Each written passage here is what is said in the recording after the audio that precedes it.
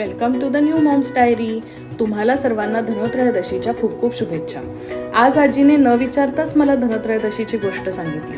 या दिवशी भगवान धन्वंतरी समुद्र मंथनादरम्यान प्रकट झाले. यावर एक जुनी गोष्ट पण आहे. एक राजा होता जो अपंग झालेला होता.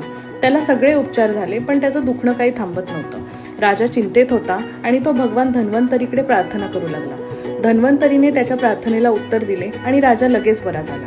त्यानंतर राजा धन्वंतरीच्या कृतज्ञतेसाठी या दिवशी विशेष पूजा आणि उत्सव करू लागला.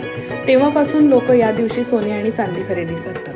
गोष्ट कशी वाटली कमेंटमध्ये नक्की सांगा.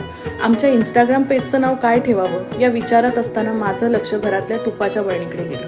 इथून पुढे तुम्हालाही एखादा प्रश्न सुटत नसेल तर एकदा किचनमध्ये फिरून बरण्यांकडे नक्की बघा. जोक सपाट, पण हां, तुमच्याकडे काय बेटर सजेशन असेल तर मला नक्की सांगा. त्यानंतर माझ्या मामीने दिलेली सीताफळं पिकलेत का आम्ही चेक करत होतो. संध्याकाळी माझ्या